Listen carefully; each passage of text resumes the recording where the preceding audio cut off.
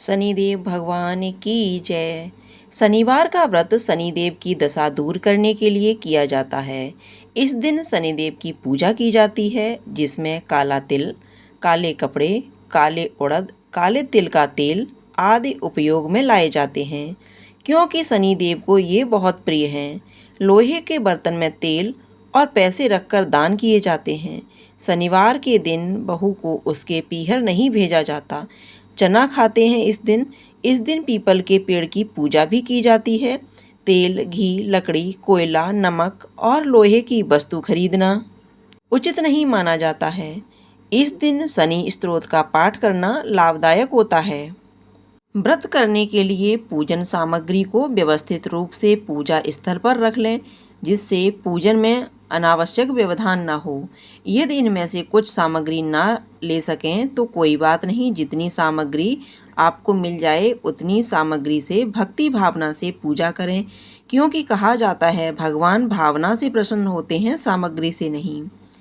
चौकी, रोली, माला, अक्षत, साबुत चावल, दीपक, शुद्ध देसी घी, रुई, धूपबत्ती, फूल, अष्टगंध, अगरबत्ती, कपूर, तुलसी दल, जनेऊ, जल का कलश, प्रसाद के लिए गेहूं के आटे की पंजीरी, फल, दूध, मिठाई, नारियल, पंचामृत, सूखे मेवे, शक्कर, पान में से जो भी हो सवाया लें और दक्षिणा लें। पूजन को शुरू करने से पहले मंडप तैयार कर लें। सबसे पहले पूजा के स्थान को साफ कर लें। अब पूर्व या उत्तर की ओर मुख करके बैठें। पूजा वाले स्थान को साफ करके चौकी स्थापित करनी चाहिए। चौकी पर शुभ चिन्ह स्वास्तिक बनाएं। चौकी पर साफ लाल रंग का कपड़ा बिछाएं। अब भगवान श्री गणेश एवं भगवान विष्णु की तस्वीर रखें। श्री कृष्ण या सत्यनारायण की प्रतिमा की भी स्थापना कर सकते हैं। अब बाईं ओर दीपक रखें। चौकी के सामने पूजन की थाली व जल भर कर कलश रखें। पूजन की थाली में रोली से एक स्वास्तिक बनाते हैं। इस थाली में ही फूल, मिठाई, रोली, मौली, सुपारी, पान, चावल, कपूर, धूप, अगरबत्ती, एक दीपक, जल, कलश रखें। एक समय सभी नवग्रह सूर्य, चंद्र, मंगल, बुध, बृहस्पति, शुक्र, शनि, राहु और केतु में विवाद छिड़ गया कि इनमें सबसे बड़ा कौन है। सभी आपस में लड़ने लगे और कोई निर्णय न होने पर देवराज इंद्र के पास निर्णय कराने पहुँचे। इंद्र इससे घबरा गए और इस निर्णय को देने में अपनी असमर्थता जताई, परंतु उन्होंने कहा कि इस समय पृथ्वी पर राजा विक्रमादित्य हैं, जो कि अति न्यायप्रिय हैं। वे ही इसका निर्णय कर सकते हैं। सभी ग्रह एक साथ राजा विक्रमादित्य के पास पहुँचे और अपना विवाद बताया, साथ ही निर्णय के लिए कहा। राजा इस समस्या से अति चिंतित हो उठे, क्योंकि वे जानते थे कि जिस किसी को भी छोटा बताया वही कुपित हो उठेगा। तब राजा को एक उपाय सूझा। उन्होंने स्वर्ण, रजत, कांस्य, पीतल, सीसा, रांगा, जस्ता, अभ्रक और लोहे से 9 सिंहासन बनवाए और उन्हें इसी क्रम में रख दिए। फिर उन सब ने निवेदन किया कि आप सभी अपने अपने सिंहासन पर स्थान ग्रहण करें। जो अंतिम सिंहासन पर बैठेगा वही सबसे छोटा होगा। इस अनुसार लोहे का सिंहासन सबसे बाद में होने के कारण शनिदेव सबसे बाद में बैठे, तो वही सबसे छोटे कहलाए। उन्होंने सोचा कि राजा ने यह जानबूझकर किया है। उन्होंने कुपित होकर राजा से कहा, राजा, तू मुझे नहीं जानता? सूर्य एक राशि में 1 महीना, चंद्रमा 2.25 महीने 2 दिन, मंगल 1.5 महीना, बृहस्पति 13 महीने व बुध और शुक्र 1-1 महीने विचरण करते हैं, परंतु मैं 2.5 से 7.5 साल तक रहता हूँ।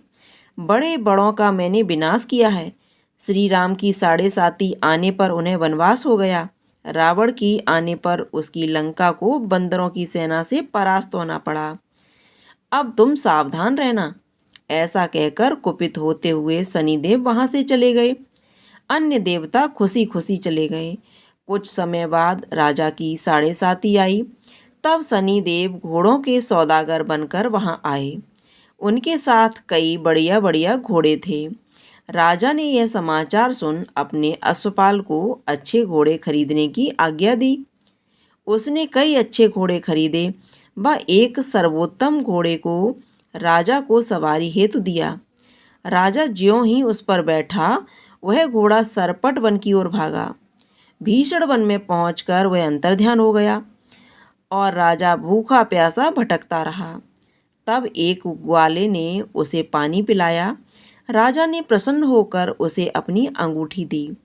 वह अंगूठी देकर राजा नगर को चल दिया और वहां अपना नाम उज्जैन निवासी बीका बताया। वहां एक सेठ की दुकान में उसने जल इत्यादि पिया और कुछ विश्राम भी किया। भाग्यवश उस दिन सेठ की बड़ी बिक्री हुई। सेठ उसे खाना इत्यादि कराने खुश होकर अपने साथ घर ले गया। वहां राजा ने एक खूंटी पर देखा कि एक हार टंगा है जिससे खूंटी निगल रही है।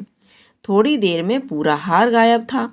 तब सेठ ने आने पर देखा कि हार गायब है। उसने समझा कि बीका ने ही उसे चुराया है। उसने बीका को कोतवाल के पास पकड़वा दिया। फिर वहां के राजा ने भी उसे चोर समझकर हाथ पैर कटवा दिए।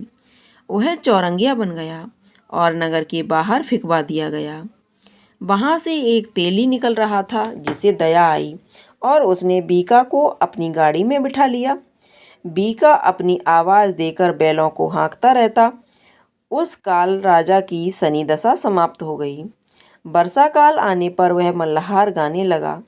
तब वह जिस नगर में था वहाँ की राजकुमारी मन भावनी को वह इतना भाया कि उसने मन ही मन प्रण कर लिया कि वह उस राग गाने वाले से ही विवाह करेगी। उसने दासी को ढूंढने भेजा। दासी ने बताया कि वह एक चौरंगिया है, परंतु राजकुमारी ना मानी। अगले दिन उठते ही वह अनशन पर बैठ गई कि विवाह करेगी तो उसी से।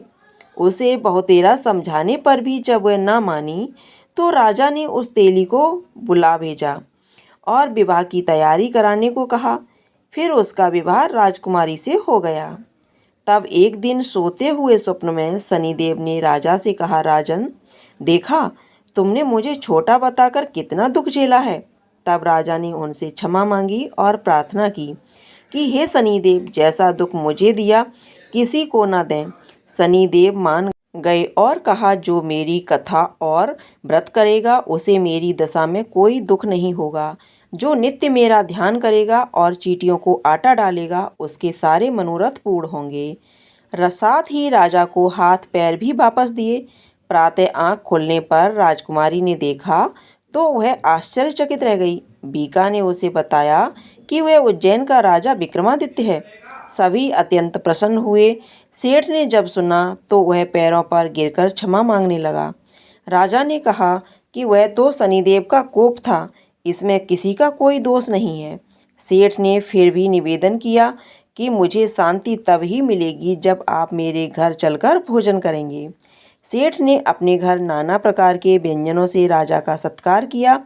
साथ ही सबने देखा कि जो खूंटी हार निगल गई थी वही अब उसे उगल रही थी। सेठ ने अनेक मोहरें देकर राजा का धन्यवाद किया और अपनी कन्या श्री कंवरी से पाणी ग्रहण का निवेदन किया। राजा ने सहर्ष स्वीकार कर लिया। कुछ समय पश्चात राजा अपनी दोनों रानियों मन भावनी और श्री कंवरी को सभी उपहार सहित लेकर उज्जैन नगरी को चले। वहां पुरवासियों ने सीमा पर ही उनका स्वागत किया। सारे नगर में दीपमाला हुई। बस सबने खुशी मनाई। राजा ने घोषणा की कि मैंने शनिदेव को सबसे छोटा बताया था, जबकि असल में वही सर्वोपरि हैं। तब से सारे राज्य में शनिदेव की पूजा और कथा नियमित होने लगी। सारी प्रजा ने बहुत समय खुशी और आनंद के साथ बीता। जो कोई शनिदेव की इस कथा को सुनता या पढ़ता है उसके सारे दुख दूर हो जाते हैं। व्रत के दिन इस कथा को अवश्य पढ़ना चाहिए। एक समय की बात है, भगवान सूर्य के पुत्र शनि बचपन में बहुत सुंदर थे और तेजस्वी भी।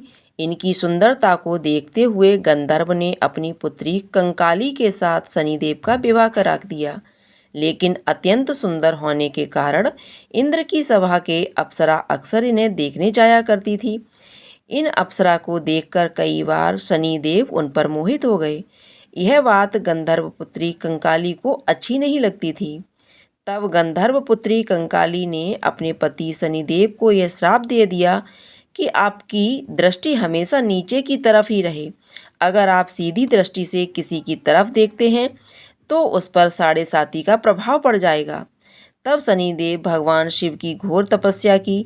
तपस्या के पश्चात भगवान शिव प्रसन्न हुए और बोले, हे सूर्यपुत्र शनिदेव, वर मांगो। तब शनिदेव बोले, यह सदाशिव शंभु हम पर कृपा करके हमें सृष्टि पर सीधे देखने के लिए वर दीजिए।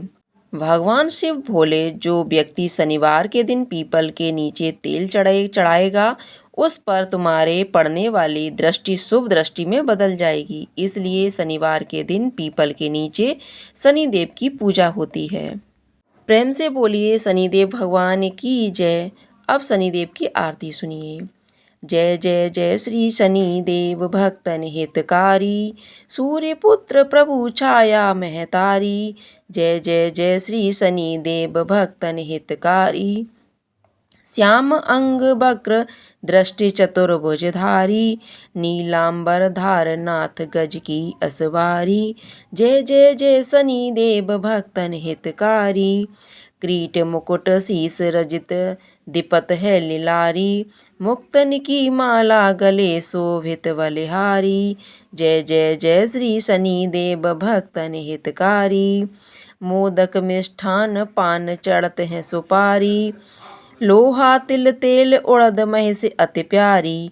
जय जय जय श्री शनिदेव भक्तन हितकारी, देव दनुज ऋषि मुनि सुमिरत नर नारी, विश्वनाथ धरत ध्यान शरण है तुम्हारी। जय जय जय श्री शनिदेव भक्तन हितकारी। शनिदेव भगवान की जय।